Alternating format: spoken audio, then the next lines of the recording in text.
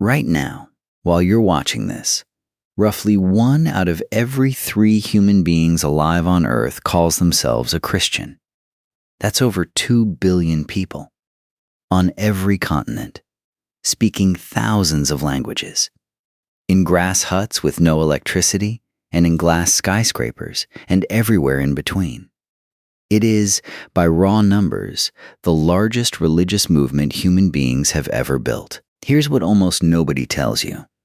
It should have died in its first year. It started with a man executed as a criminal who never held political office, never commanded an army, and never wrote a single surviving word. When he died, he left behind roughly 120 followers, fishermen, a tax collector, a handful of women, hiding in a rented room, terrified they'd be arrested next. The empire that killed him ran 60 million people, with legions, roads, taxes, and 1,000 years of established gods behind it. Compared to that, this tiny, grieving group wasn't even a rounding error. By every rule that normally governs history, a movement like this gets forgotten within a generation. Most movements exactly like it did, and we'll meet a few of them along the way tonight. Movements that should have won and simply vanished instead. So somewhere between that locked room and 2 billion people today, something extraordinary happened. Not one miracle, but a long chain of very specific, very human turning points. A hunter who became the movement's greatest missionary, an empire that tried to burn it out and made it stronger instead, an emperor who switched sides and rewired the trajectory of world history, at least 3 catastrophic splits that, instead of destroying the faith, somehow made it spread faster, and a modern explosion in the last 100 years that quietly moved the entire center of this religion to a different part of the planet, almost without anyone outside academic circles noticing it happen. By the end of tonight's episode, you'll understand exactly how a handful of hunted people in a rented room became a third of the human race.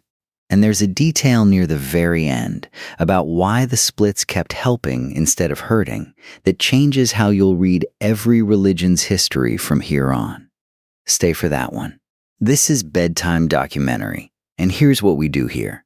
We take one enormous piece of human history, and instead of skimming the highlight reel, we walk through the actual turning points, the specific decisions, accidents, and ordinary people that could have gone differently, but didn't.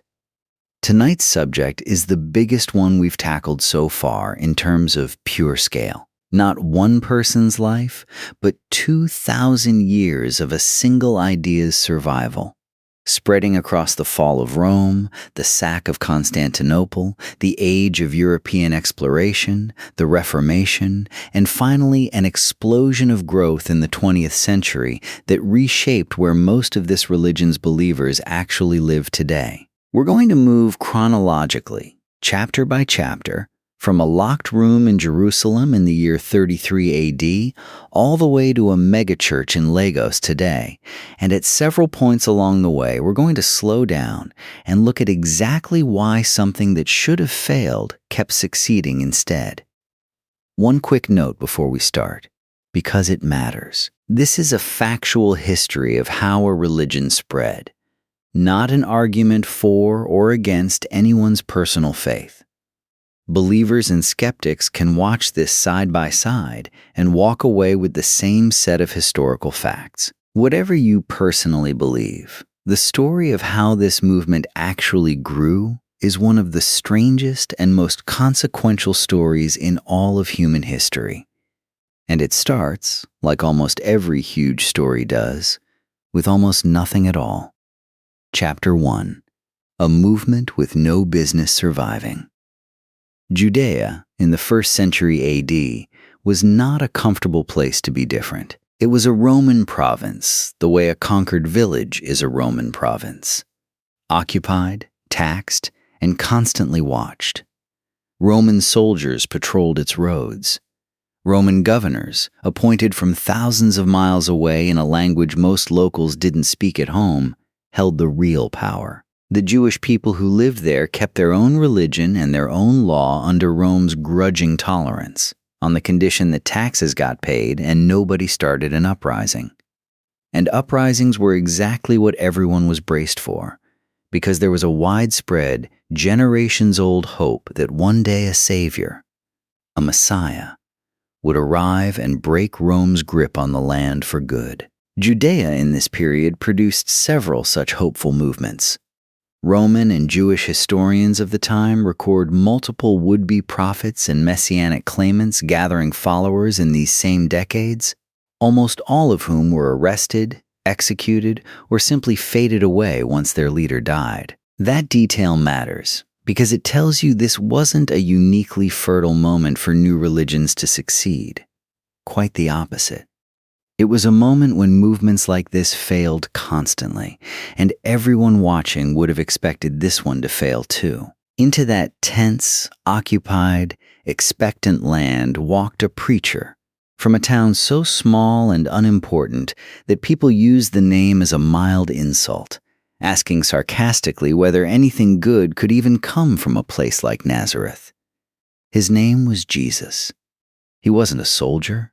He wasn't a priest. He was a carpenter's son who, for roughly 3 years, walked from village to village telling stories, healing the sick, and making a promise that should have gotten him quietly ignored: that the poor mattered as much as the rich, that the sick and the outcast mattered more to God than the powerful did, and that the kingdom he was describing wasn't going to be won with swords. That promise is what got him killed instead of ignored.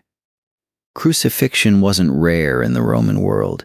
It was Rome's default answer to anyone who looked even slightly like political trouble, and a wandering preacher drawing real crowds looked exactly like trouble to the authorities watching him. Jesus was arrested, tried, and executed on a cross outside Jerusalem's walls around the year 30 AD. One execution among thousands that Rome carried out that century, using a method specifically engineered to be slow, public, and humiliating enough to frighten off anyone else with similar ideas. This is where most movements like this one end. The leader dies. The followers panic and scatter. Within a decade, hardly anyone remembers the name. Which is exactly what happened to the other failed messianic movements in Judea during these same decades. History barely bothered recording most of them because there was nothing left worth recording. But this time, the story didn't end there. Jesus' followers didn't fade into silence. According to their own accounts, within days they were not only regrouping, they were suddenly, inexplicably certain that he hadn't stayed dead. And it wasn't a quiet, private certainty they kept to themselves. It was strong enough that they were willing to be arrested, publicly beaten, and eventually killed rather than take it back. That detail matters more than it might seem to at first glance. Whether or not you personally believe the resurrection happened is a matter of faith, and no documentary can settle that question for you. That's not our job here. But here's what historians of every background, believers and skeptics alike, broadly agree on. Something happened in those first weeks that transformed a group of hiding, frightened people into people willing to die rather than say it wasn't true. People don't typically march toward torture and execution defending a story they privately know they invented. Whatever shifted in that room, it moved their conviction from "we hope" to "we are certain." And that shift is the entire hinge the rest of tonight's story swings on. So a small community formed in Jerusalem, built entirely around that claim. They called themselves followers of the Way. No property, no army, no government backing, no printing press, no roads of their own, no money worth mentioning. If you were placing bets in the year 33 AD on which religious movements would still exist 2,000 years later, this particular group would not have made anyone's shortlist. They had exactly one advantage, and it turned out to be enough to change the world. though almost nobody sitting in that rented room could possibly have guessed it yet. Every movement that eventually goes global needs someone who carries it somewhere it could never reach on its own. For this one, that person very nearly became its executioner first. His name was Saul of Tarsus, and he didn't merely dislike this new movement. He considered it a dangerous corruption of everything he believed, and he made destroying it his personal mission. He had stood by, approving, while a member of the Way named Stephen was dragged out of the city and stoned to death for what religious authorities of the time called blasphemy. After that, Saul went further still, going house to house, hunting down members of the movement and dragging them out to be thrown into prison. If you were picking, out of the entire Roman world, the single person least likely to end up as this faith's most important missionary, Saul of Tarsus would have topped that list too. Then, according to the accounts written by his own later followers, everything changed on a single stretch of road. Saul was traveling toward the city of Damascus around 36 AD to arrest more believers there when he was struck down by a blinding light and heard a voice asking him directly why he was persecuting it. 3 days later, after being left blind and shaken, his sight returned. Saul the hunter became Paul the convert. Whatever exactly happened on that road, what followed isn't legend. It's traceable, documented history. Paul became the most relentless traveling missionary the ancient Mediterranean world had ever produced. And the thing he was spreading had a feature that none of Rome's other religions could compete with. Every other religious system in the ancient Mediterranean was built around your people. If you were Egyptian, you honored Egyptian gods tied to Egyptian land.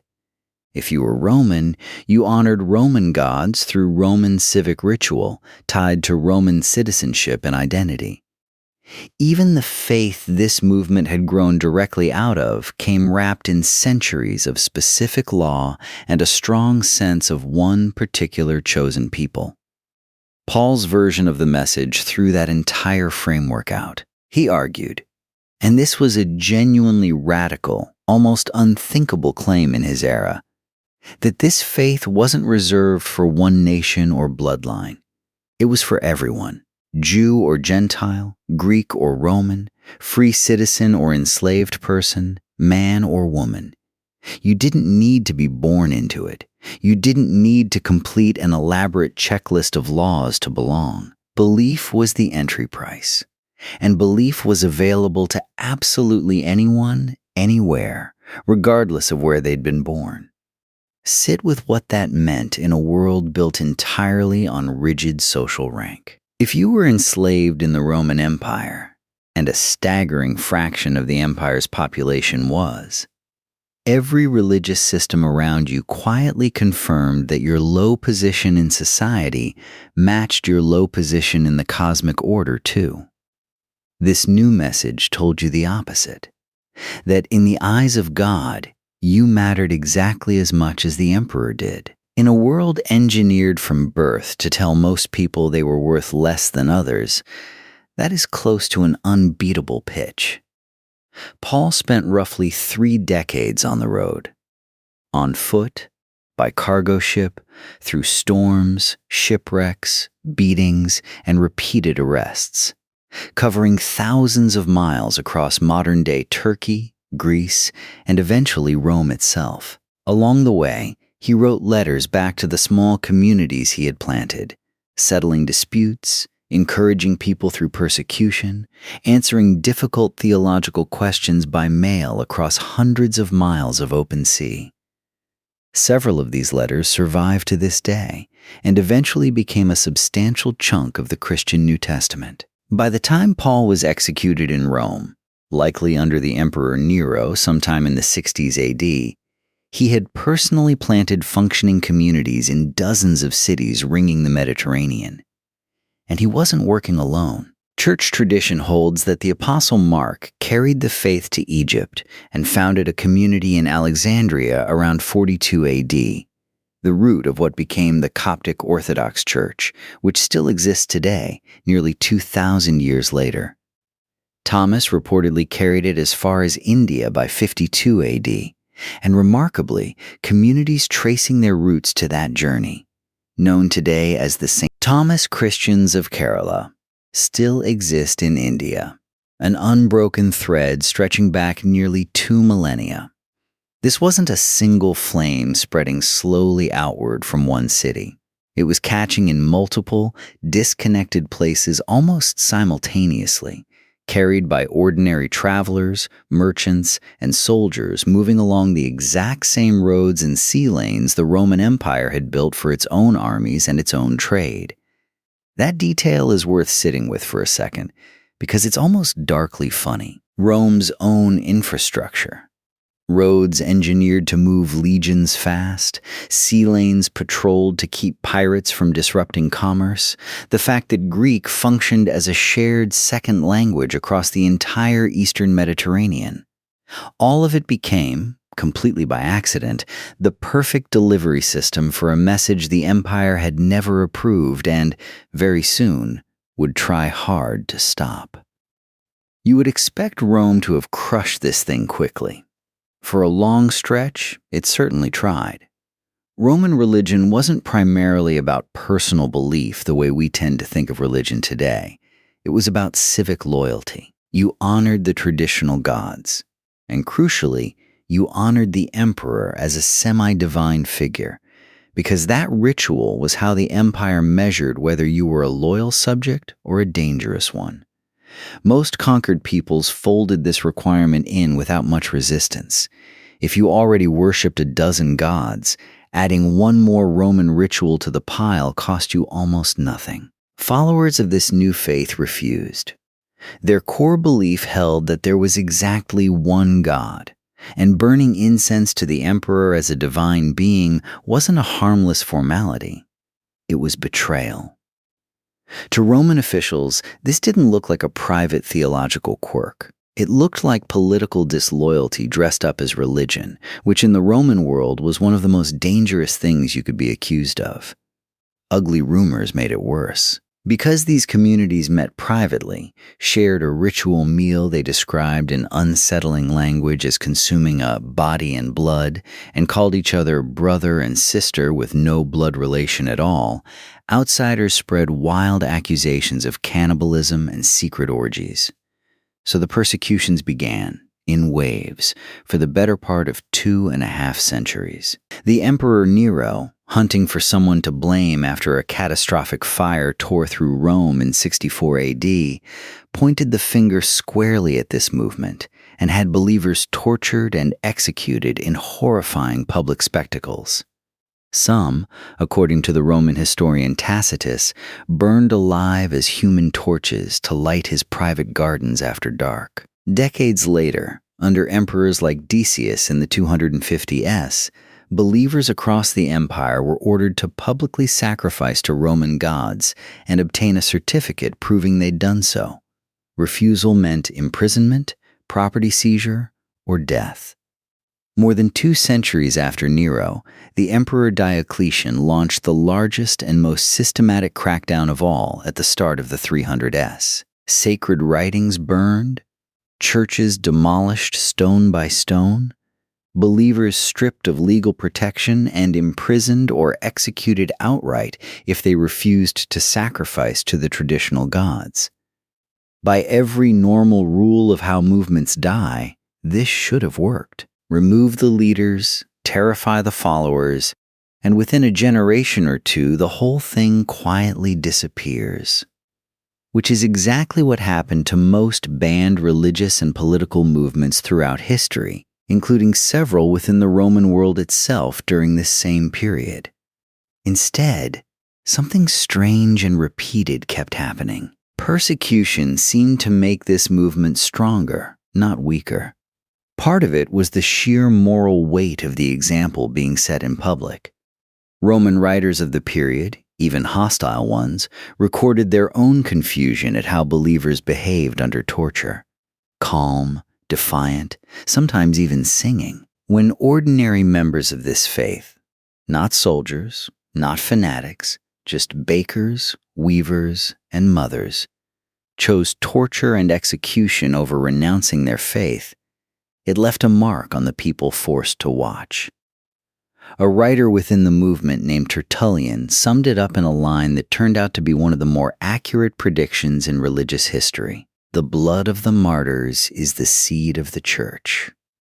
Executions designed to terrify onlookers away instead became recruiting stories, retold for generations, about ordinary people who had found something they considered worth dying for. Part of it was structural. The Roman Empire simply wasn't built for the kind of surveillance needed to actually eliminate a decentralized movement with no single headquarters and no single leader whose arrest would end everything.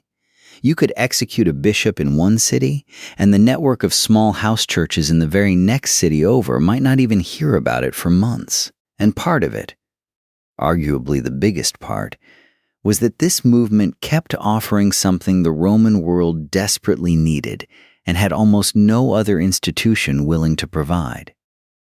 Chapter 4. What Rome Couldn't Give People. Picture ordinary life in the Roman Empire around the 2nd century AD. No hospitals, no fire department, no organized social safety net of any kind. If a plague tore through your city, and several devastating ones did, wiping out a meaningful percentage of entire populations within months, you were largely on your own. If you were a widow, an orphan, or simply poor, the state offered you next to nothing. Communities within this new movement did something the wider Roman world mostly wasn't doing.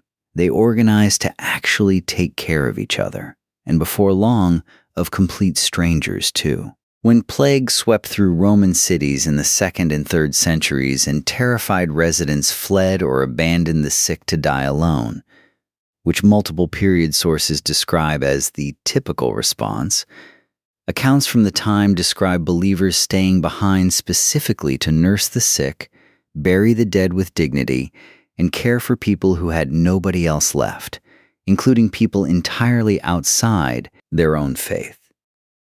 Some of those accounts are almost certainly exaggerated for effect by later writers looking to celebrate their own tradition. But the underlying pattern shows up again and again in the historical record, from multiple independent sources, including openly hostile ones writing to criticize the movement. These communities became known, even to their fiercest critics, as places where the hungry got fed and the dying weren't left completely alone. That reputation for care mattered enormously, because it turned an abstract spiritual promise into something you could literally hold in your hands. This wasn't only a faith telling you your suffering had cosmic meaning.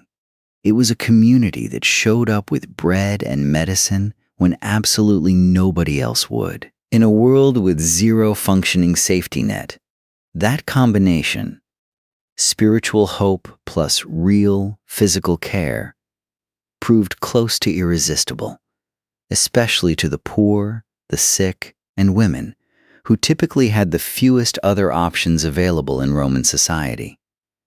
Not coincidentally, those exact groups appear, from what evidence survives, to have made up a disproportionate share of early converts. There's also a simpler, more human draw worth naming directly. This faith handed ordinary people a story that made them matter.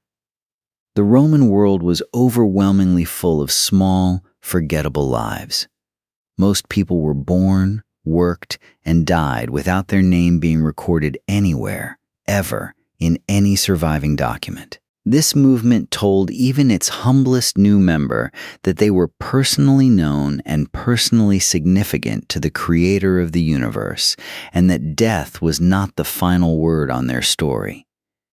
That is an extraordinarily powerful thing to offer someone whose entire life up to that point had quietly told them the exact opposite. By the early 300s, after roughly 2.5 centuries of intermittent, sometimes brutal persecution, communities existed in essentially every major city of the Roman Empire and well beyond its borders. Historians' estimates suggest somewhere between 5 and 10% of the empire's entire population, millions of people, had joined a faith that remained, on paper, completely illegal. And then came one of the single biggest plot twists in the whole of ancient history. The empire that had spent 2.5 centuries trying to kill this movement suddenly, dramatically switched sides. Chapter 5. The Emperor Who Changed Everything. In the year 312 AD, a Roman general named Constantine was marching his army toward Rome to fight a rival for control of the entire western half of the empire. According to the account he himself gave afterward, on the eve of the decisive battle, he saw a sign in the sky. A cross of light, by one version of the story, along with words promising he would conquer under this symbol. He ordered his soldiers to mark a Christian symbol on their shields, won the battle at the Milvian Bridge against the odds, and publicly credited this faith's God with the victory.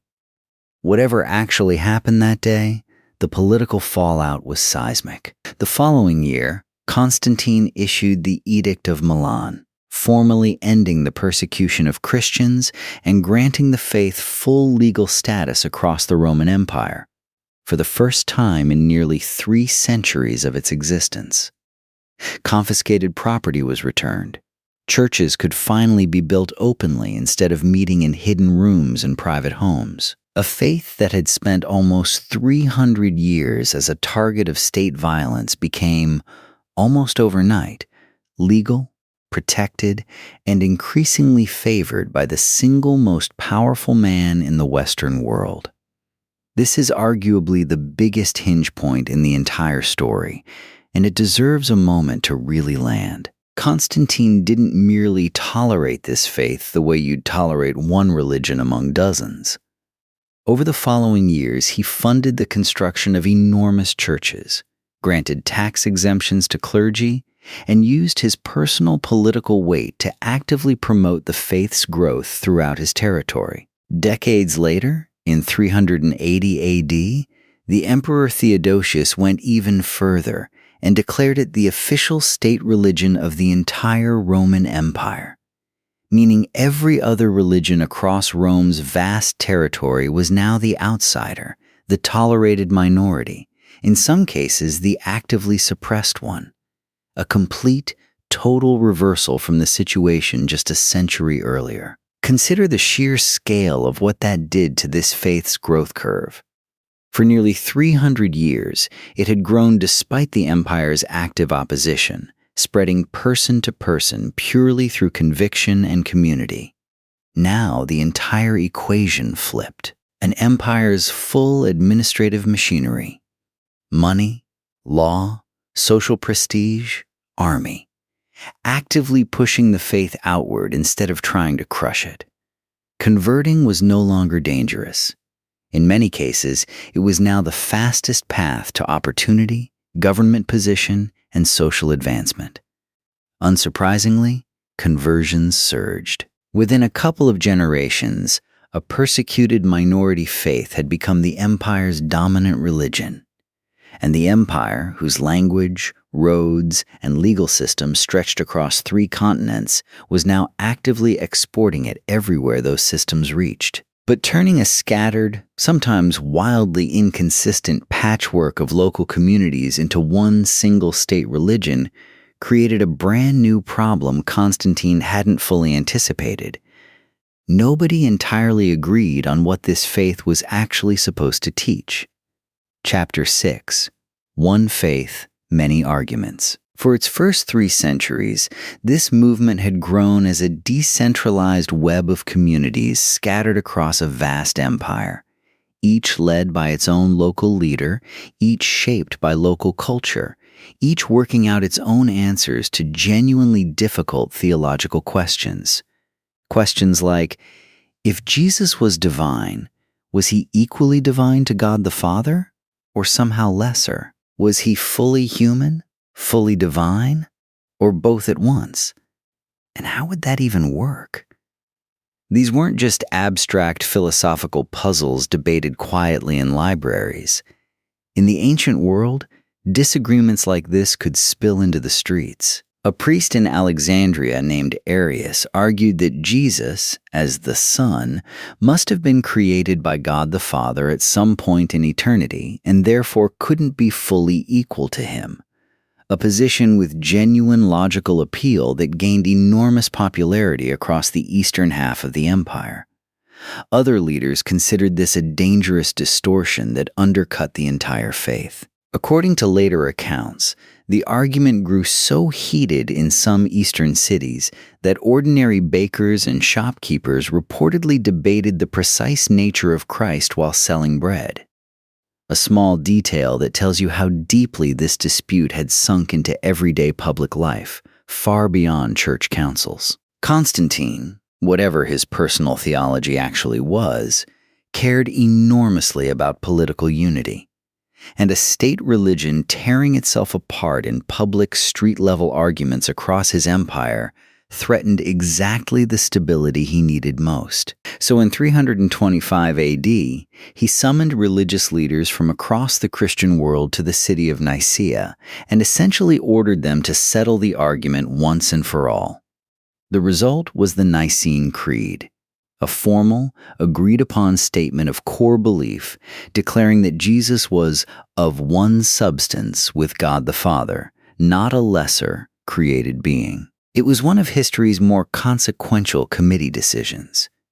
It gave this newly legal, rapidly expanding faith something it had never had before: an official, standardized doctrine backed by imperial authority, teachable the exact same way from Britain to Syria. This mattered enormously for the faith's long-term spread, and it's worth understanding why, because it's a pattern that repeats throughout the rest of this story. A consistent message travels farther than a message that fractures into 100 local variations. Standardizing core belief at Nicaea, and at the councils that followed over the next several centuries, gave this faith something close to a stable operating system it could install in wildly different cultures: Roman, Germanic, Slavic, Ethiopian, Armenian, and eventually far beyond, while still remaining recognizably the same core faith underneath. Not everyone accepted the outcome, of course. Arius's followers didn't simply vanish overnight, and arguments over these exact questions kept resurfacing for centuries afterward. In fact, one of these later disputes, over whether Christ had one nature or two, would soon produce an entire branch of Christianity that took its own message thousands of miles east into territory the Roman Empire itself never controlled. We'll come back to that. But the pattern for everything that followed was set at Nicaea. This faith would keep growing not by staying perfectly unified forever, but by periodically splitting over genuine, sincere disagreements, with each new branch still carrying the core message forward, just packaged slightly differently. Chapter 7. Rome falls. The church doesn't. In 410 AD, something happened that would have seemed unthinkable a century earlier. An army of Visigoths sacked the city of Rome itself. Within decades, the western half of the Roman Empire, the government, the legions, the entire administrative machine that had run Western Europe for centuries, had effectively collapsed. You might reasonably expect this faith, by now so deeply intertwined with the Roman state, to have collapsed right along with it. Instead, the opposite happened. The church became one of the only stable institutions left standing in the wreckage. While kings and kingdoms rose and fell across a chaotic, fractured Western Europe in the centuries that followed, local bishops often became the closest thing many towns had to a functioning government, settling disputes, organizing food distribution during famines, negotiating directly with invading armies, and keeping literacy and record-keeping alive at a moment when almost no other institution could manage it. Monasteries, communities of people who had committed their lives to prayer, work, and study. sprang up across the former empire and quietly became Europe's libraries, hospitals, schools, and agricultural research centers all at once, at a time when almost nothing else was performing any of those roles. Monks in these communities spent decades hand-copying ancient texts, preserving works of history, philosophy, and science that would otherwise have been lost entirely when the libraries of the old Roman world burned or crumbled. This gave the faith a second, entirely different engine of growth beyond simple conversion by conviction. It became the institution that filled the vacuum left by a collapsed empire. Germanic kings who conquered former Roman territory found it extremely useful to convert and formally ally with the Church, because doing so handed their new, often shaky kingdoms an air of legitimacy, a literate administrative class capable of actually running a government, and a direct connection to the sophisticated Roman civilization they had just conquered, but very much wanted to be seen as inheriting rather than destroying. The Frankish king Clovis, for instance, converted around 496 AD partly, by his own account, after crediting a battlefield victory to this faith's god, a story that echoes Constantine's own conversion nearly 2 centuries earlier and helped cement Frankish territory as one of medieval Europe's most powerful Christian kingdoms. Missionaries fanned out into territories that had never once been part of the Roman Empire at all, into Ireland, into what's now Germany, eventually into Scandinavia and the Slavic lands to the east.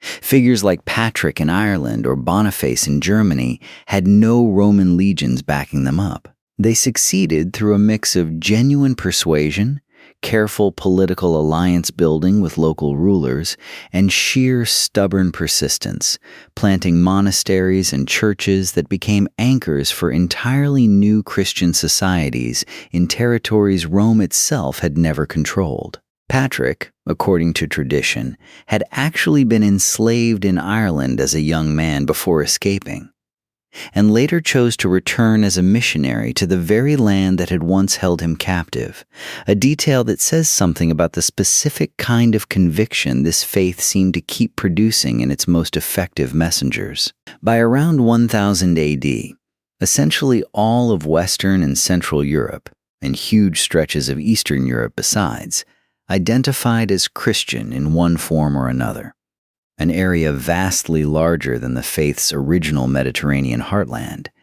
achieved not through one empire's military might, but through roughly 7 centuries of monasteries, missionaries, and monarchs, each finding their own reasons to convert. But Christian no longer meant one single, unified thing anymore. And it hadn't, in truth, for quite a while, in ways most Western histories tend to skip right past. Chapter 8, The Christians Nobody Talks About. Before we get to the split most people have heard of, there's an entire branch of this story that rarely makes it into Western documentaries at all, and it deserves its moment here, because it proves this faith's spread was never only a European story. Remember the argument from chapter 6 over Christ's exact nature? One nature or two? That dispute didn't stay confined to the Eastern Roman Empire. A council held at Chalcedon in 451 AD ruled against a position called Miaphysitism, which held that Christ's divine and human natures were united as a single nature rather than two distinct ones coexisting. Several major Christian communities rejected that ruling entirely. And rather than being absorbed back into the mainstream church, they simply continued on their own path, forming what are known today as the Oriental Orthodox churches. This wasn't a minor footnote. The Ethiopian Orthodox Church, tracing its roots back to the 4th century, making it one of the oldest national Christian traditions on earth, older than most of the European conversions we just covered in the last chapter, became one of these communities, developing its own distinct liturgy, its own calendar, and its own deeply rooted Christian civilization in the Horn of Africa that survived surrounded by non-Christian neighbors for over 1,000 years, almost entirely cut off from Rome and Constantinople alike. The Armenian Apostolic Church, similarly, became the state religion of the Kingdom of Armenia in 301 AD, making Armenia, not Rome, arguably the very first nation on earth to officially adopt Christianity as its state faith over a decade before Constantine's own conversion. And then there's a story that sounds almost unbelievable until you check the historical record. A branch of Eastern Christianity, often called the Church of the East, pushed missionaries along the Silk Road with the same kind of merchant caravans that carried silk and spices between empires. And by the 600s AD, Christian communities and monasteries had been established as far away as China. A stone monument still standing in Xi'an, China, carved in the year 781 AD, records the arrival of Christian missionaries at the Chinese imperial court a century and a half earlier, describing their teachings in terms the Tang Dynasty court found compelling enough to permit the building of churches. Long before any European explorer had any concept of a sea route to Asia, Christian communities already existed there, carried not by conquest or colonization, but by the same trade routes that had always connected East and West. Why does this matter for the bigger question this whole documentary is built around? Because it demonstrates something the rest of the story sometimes obscures. This faith spread was never simply Rome converts everyone. It moved along completely separate paths, carried by completely different peoples, adapting to completely different cultures at the exact same time European conversion was happening. Ethiopian, Armenian, Syriac, and eventually Central Asian and Chinese communities were all writing their own chapters of this same story, centuries before the events most documentaries treat as the whole picture. Chapter 9: The Great Split. Back in the Mediterranean world, tension had been quietly building for centuries between the Christian world's two great power centers, Rome in the west, where the Bishop of Rome, the Pope, claimed unique, supreme authority over the entire faith, and Constantinople in the east, capital of what remained of the Roman Empire, where church leaders pushed back hard against the idea that any single bishop, even Rome's, should hold ultimate authority over everyone else. The disagreements were partly theological. Arguments over the precise wording of the Nicene Creed, over whether priests should be allowed to marry, over the correct date to celebrate Easter. And partly, if we're honest, about raw institutional power and pride. Centuries of cultural drift between a Latin-speaking West and a Greek-speaking East hadn't helped matters either. By the 1000s, many church leaders on each side genuinely struggled to read the other side's most important documents in the original language. It finally broke in 1054, when representatives of the Pope and the Patriarch of Constantinople formally excommunicated each other in a dramatic, mutual severing of ties, an event historians now call the Great Schism. From that point forward, this faith split into two major branches that persist to this very day: the Roman Catholic Church in the West and the Eastern Orthodox Church in the East, each firmly claiming to be the authentic continuation of the original movement. Here's the counterintuitive part, and it's genuinely one of the most important ideas in this whole documentary. Rather than weakening the faith's overall reach, this split arguably widened it. The Eastern Orthodox Church became deeply embedded in Byzantine, Greek, Russian, and Slavic culture, eventually reaching as far as Russia when the entire region converted en masse in 988 AD after Prince Vladimir of Kiev, according to tradition, sent envoys to compare different world religions and reportedly chose this faith partly for the sheer beauty of its worship. A vast territory that might otherwise have developed with a completely different religious identity altogether. Meanwhile, Roman Catholicism became inseparable from Western European culture, launching its own missionary movements and eventually riding the coming wave of European exploration to territories that nobody in the ancient Mediterranean world could ever have imagined existed. two rival branches, each utterly convinced it alone was the authentic faith, ended up covering more ground together than one single unified church likely ever would have on its own. A pattern of growth through division that was about to repeat itself on a scale nobody in 1054 could have predicted. Chapter 10.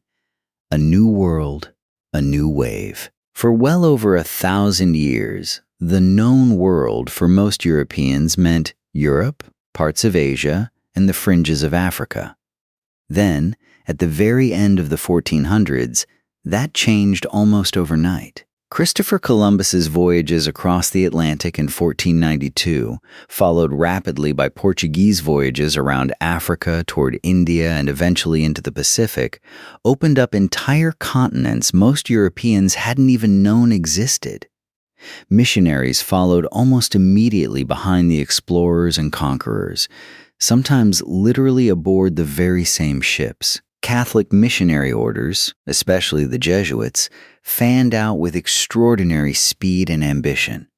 Into Central and South America alongside Spanish and Portuguese conquest, into coastal Africa, across India, and remarkably, all the way into China and Japan within mere decades of first contact. A Jesuit missionary named Matteo Ricci arrived in China in 1583 and spent decades mastering Chinese language and Confucian classics well enough to debate Chinese scholars on their own philosophical terms, eventually gaining access to the imperial court itself.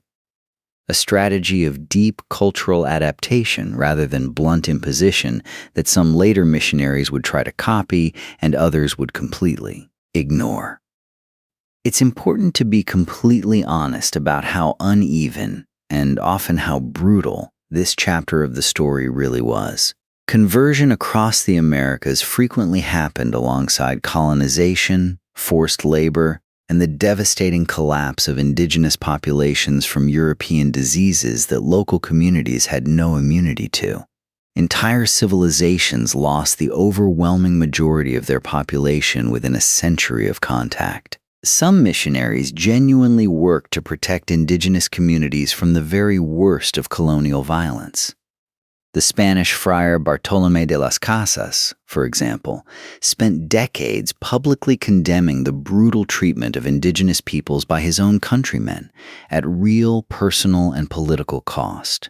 The broader colonial system nearly all missionaries were embedded in, though, caused immense, lasting suffering regardless of individual intentions. This was not simply peaceful persuasion carrying a beautiful idea gently around the globe. In many places, it was tightly tangled up with conquest, exploitation, and the destruction of existing cultures and belief systems that had thrived for centuries. A fair, honest account of this faith's global spread has to hold both of those truths at once: genuine missionary conviction and its frequent, damaging complicity with colonial violence.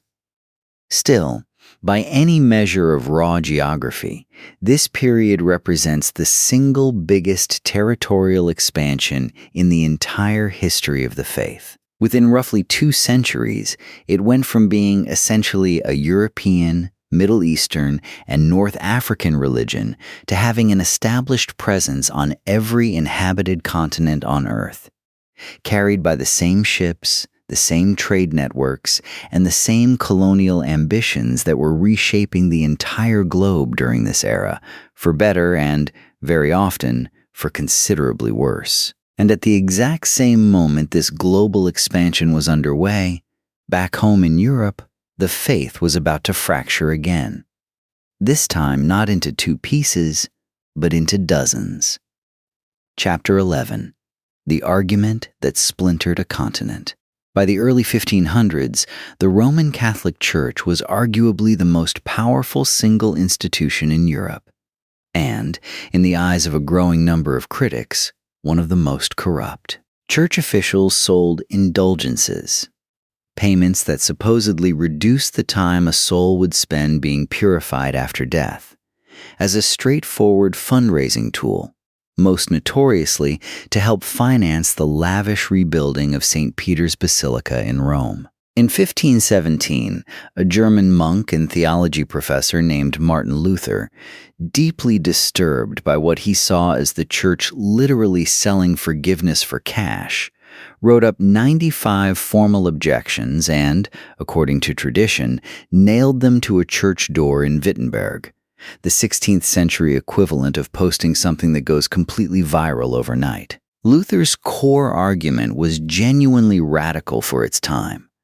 that people are saved through faith alone, not by purchasing indulgences or performing an approved checklist of rituals, and that ordinary believers should be able to read Scripture for themselves rather than depending entirely on church officials to interpret it for them.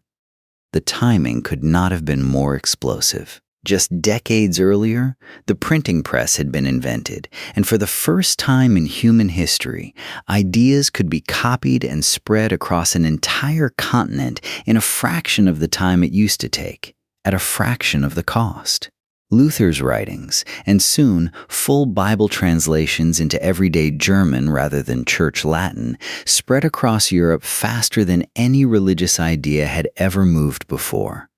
In a very real sense, it was the first idea in history to go viral using mass media. The Catholic Church tried hard to suppress the movement, and rulers across Europe took sides, sometimes violently. The following century saw devastating wars fought partly along exactly these religious lines, including the 30 Years' War, one of the deadliest conflicts in European history before the 20th century. But by then, the genie was completely out of the bottle. Reform movements sprang up all across the continent, each with its own leader and its own particular emphasis. Luther's followers became Lutherans. A French reformer named John Calvin developed his own hugely influential system in Geneva that spread into Presbyterian and Reformed churches across multiple countries. In England, King Henry VIII broke from Rome for his own political and personal reasons and created the Church of England, which would eventually branch into Methodists, Baptists, and dozens of other denominations. Within a couple of centuries, this faith no longer described just two major branches, Catholic and Orthodox. It now described a sprawling, ever-expanding family tree with dozens, then hundreds, of distinct denominations, each holding slightly different beliefs about worship, church, authority, and Scripture, and each still actively growing. Here's the pattern worth pulling all the way out and looking at directly, because it explains an enormous amount of what you've just watched. Every single time this faith fractured, at Nicaea, at Chalcedon, at the Great Schism, during the Reformation, critics at the time assumed division would fatally weaken it. Every single time, the opposite happened instead. Each split created new, often more energetic and more culturally adaptable branches, each one competing to reach new converts, each willing to spread into cultural contexts a more rigid older branch might have struggled to enter at all. A faith with no single controlling headquarters turned out to be remarkably hard to permanently suppress, precisely because you could never cut off its head. There was never just one to cut. And this splintering happened to line up almost exactly with the age of global exploration, meaning these newly formed Protestant denominations, alongside an energized, reforming Catholic Church, all launched their own competing waves of missionaries at nearly the same moment European ships were reaching the Americas, Africa, and Asia for the very first time. Chapter 12. The Faith That Wouldn't Stay Underground. Before we get to the modern explosion, there's a darker, more recent chapter worth telling, honestly, because it shows this same pattern of persecution fueling growth repeating itself in living memory, not just in ancient Rome. In 1917, the Bolshevik Revolution brought an officially atheist government to power across Russia, and over the following decades, the Soviet state waged one of the most systematic campaigns against organized religion in modern history. churches demolished or converted into warehouses, clergy imprisoned or executed by the tens of thousands, religious education banned outright, and public worship treated as a form of political disloyalty in eerily similar terms to how Rome itself once viewed this faith 2,000 years earlier. By some estimates, tens of thousands of Orthodox clergy were killed under Soviet rule across the 20th century, and church attendance, in official terms, collapsed to a fraction of pre-revolutionary levels. And yet, when the Soviet Union finally collapsed in 1991 after roughly 70 years of active suppression, Orthodox Christianity didn't emerge as a forgotten relic. It came roaring back, with churches reopening across Russia and millions of people returning to open religious practice within a single generation, in a pattern almost identical to what happened after Rome's persecutions ended 17 centuries earlier. An underground faith, once again, had survived precisely because it never depended on state permission to exist in the first place. It survived in kitchens, in whispered prayers, in priests who kept quietly baptizing children in secret for decades. China tells an even more striking version of the same story. After the Communist Party took power in 1949, and especially during the Cultural Revolution beginning in 1966, organized religion faced severe suppression, with churches closed and religious practice driven almost entirely underground. Christians in China responded by forming what are now called house churches, small, unofficial gatherings meeting in private homes, functioning much like the very first Christian communities meeting in rented rooms 2,000 years earlier, deliberately avoiding the kind of centralized, easily targeted leadership structure that authorities could simply shut down. Despite decades of restriction and continuing government oversight of religious practice today, China is now believed to be home to tens of millions of Christians. By some estimates, one of the largest Christian populations of any single country on earth, grown almost entirely without the missionary infrastructure that powered earlier centuries of expansion, and largely through this same decentralized, hard-to-suppress structure that has apparently worked for this faith since its very first century in the Roman Empire. The pattern from chapter 3, in other words, wasn't a one-time ancient fluke. It happened again in the 20th century, on two completely different continents, under two of the most powerful and determined anti-religious governments in modern history. And it produced remarkably similar results both times. Chapter 13, The Explosion Nobody Saw Coming. Here's a fact that surprises most people, including plenty of people who consider themselves fairly well-read on history. The fastest period of Christian growth in the entire 2,000-year story didn't happen in the Roman Empire, and it didn't happen during the colonial era either. It happened in the 20th and 21st centuries, and the center of gravity for the whole religion has quietly shifted continents while almost nobody outside academic circles was paying attention. For most of Christianity's history, its center of gravity, the place with the largest number of believers, the most influential leaders, the biggest and most historic churches, sat firmly in Europe and, later, North America. If you'd asked someone in 1900 to picture a typical Christian, they'd almost certainly have pictured a European or an American. That picture is now completely out of date. Over the 20th century, and accelerating hard in the 21st, the fastest Christian growth on Earth shifted decisively to the global South, sub-Saharan Africa, Latin America, and parts of Asia. In many African nations, Christianity grew from a small missionary-era minority into an overwhelming majority within the span of just a few generations, often driven less by foreign missionaries and more by local African preachers, local African leadership, and churches that blended Christian belief with local culture, music, and worship styles in ways European missionaries had rarely allowed for. Nigeria alone is now home to tens of millions of Christians, and some of the largest single church congregations on the entire planet meet weekly in African cities that most Western audiences couldn't locate on a map. A specific strand of the faith deserves its own spotlight here, because its growth rate is honestly staggering. Pentecostalism, a movement built around personal, emotionally intense spiritual experience, began in a small, unremarkable revival meeting in Los Angeles in 1906.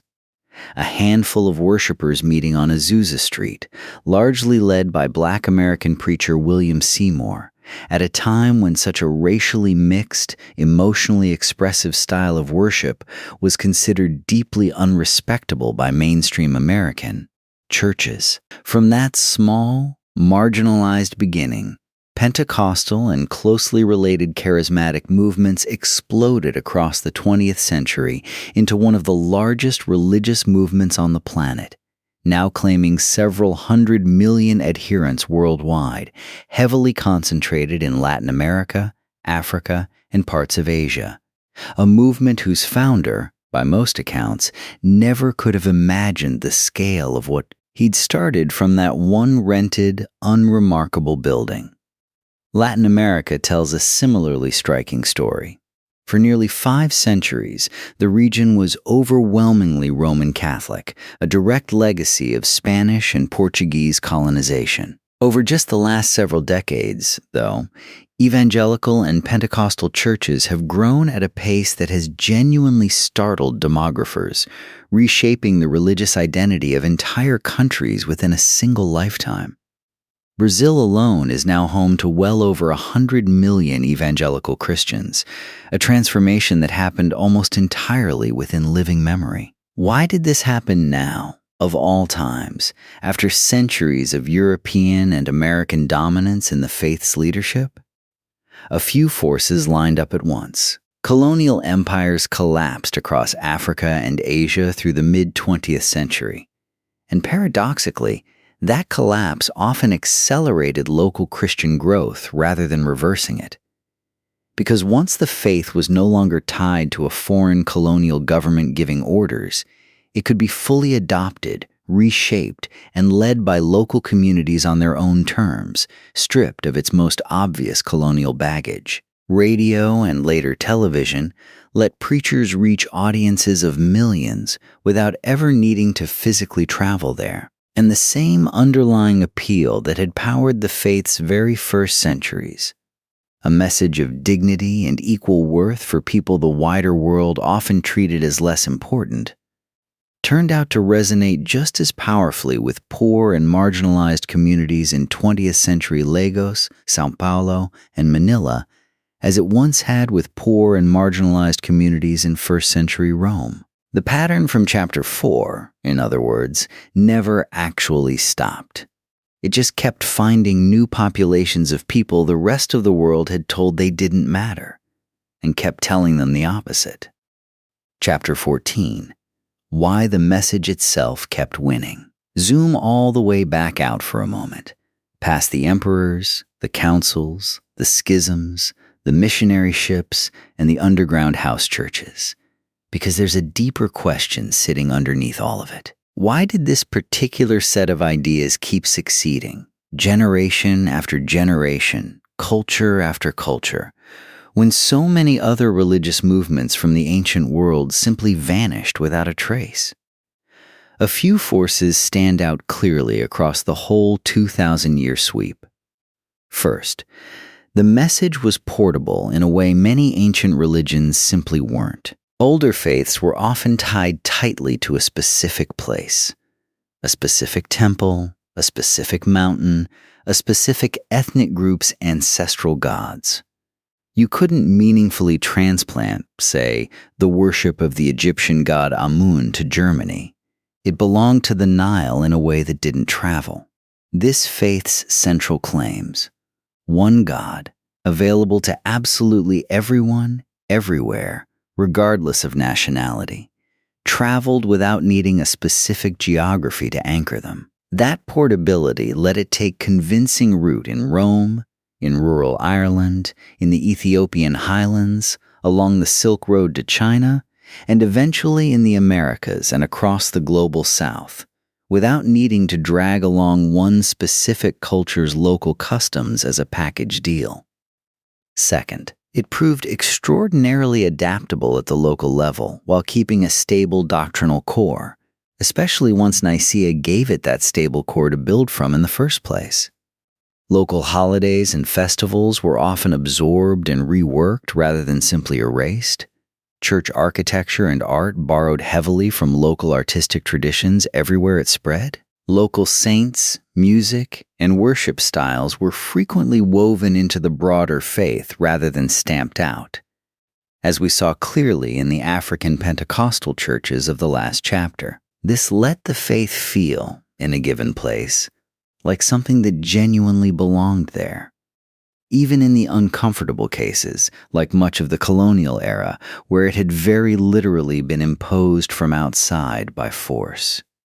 Third, and maybe most important of all, the faith kept offering something specific to people who had the least: the enslaved, the poor, the sick. Women locked out of formal power across most ancient and medieval societies, persecuted minorities under the Soviet and Chinese states, and later, entire colonized peoples navigating the trauma of conquest, and in the 20th century, the urban poor of Lagos, São Paulo, and Manila. A message promising that the last would be first, that suffering had genuine meaning, and that every single person mattered equally in the eyes of God regardless of their earthly rank, is a message that keeps finding new audiences precisely because there is never, in any century, a shortage of people the rest of the world has told they don't matter. And fourth, it kept building institutions that outlasted individual empires. Rome fell. Byzantine Constantinople eventually fell too, in 1453. Colonial empires rose across 3 continents and later collapsed just as completely.